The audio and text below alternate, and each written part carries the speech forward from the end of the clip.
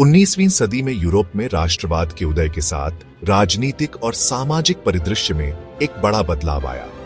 यह शक्तिशाली ताकत जो साझा भाषा, संस्कृति और इतिहास पर जोर देती है, ने पूरे महाद्वीप में एकता और स्वतंत्रता के आंदोलनों को जन्म दिया।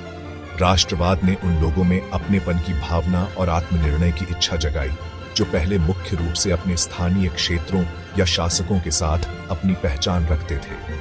स्वतंत्रता, समानता और बंधुत्व पर जोर देने वाली फ्रांसीसी क्रांति ने राष्ट्रवादी भावना के लिए एक शक्तिशाली उत्प्रेरक का काम किया। नेपोलियन बोनापार्ट की विजयों ने हालांकि शाही महत्वाकांक्षाओं से प्रेरित होकर अनजाने में उन जमीनों पर राष्ट्रवादी भावनाओं को हवा दी जिन पर उसने विजय प्राप्त की थी। लोग विदेशी शासन से मुक्त होने और अपने भाग्य खुद बनाने के लिए तरस रहे थे।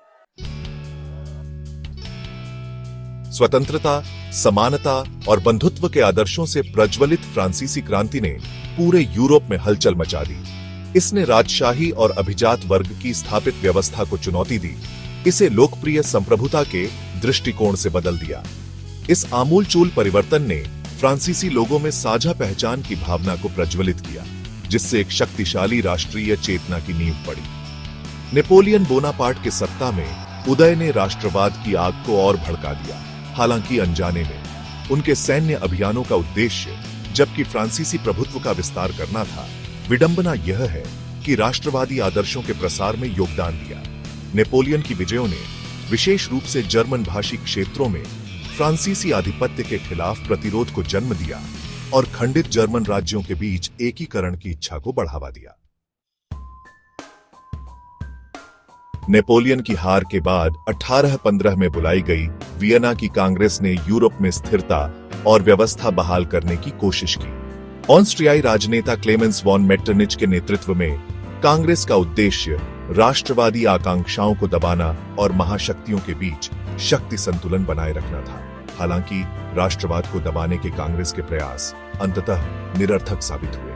राष्ट्रवाद एक दोधारी तलवार साबित हुआ, जिसने एकता और विभाजन दोनों को बढ़ावा दिया। इतालवी और जर्मन राज्यों में जो लंबे समय से छोटी रियासतों में विभाजित थे, राष्ट्रवाद ने एकीकरण के आंदोलनों को बढ़ावा दिया। इसके विपरीत बहुजातीय हैब्सबर्ग साम्राज्य में राष्ट्रवाद ने विभिन्न जातीय समूहों के बीच तनाव को बढ़ा दिया, अंततः इसके विघटन में योगदान दिया।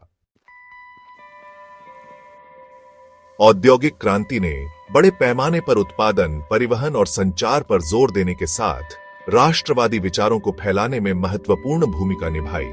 कारखानों और शहरी केंद्रों के उदय ने एक अधिक परस्पर जुड़े समाज का निर्माण किया, जिससे राष्ट्रवादी साहित्य, प्रतीकों और गीतों का प्रसार हुआ।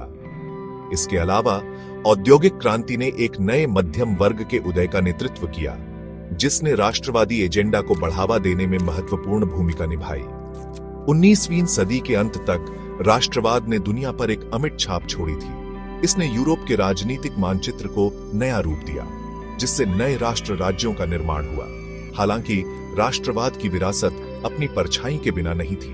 वही ताकतें जिन्होंने एकीकरण को आगे बढ़ाया था, उन्होंने प्रतिद्वंद्विता और संघर्षों को भी बढ़ावा दिया, जिसका समापन 20वीं सदी के विनाशकारी युद्धों में हुआ।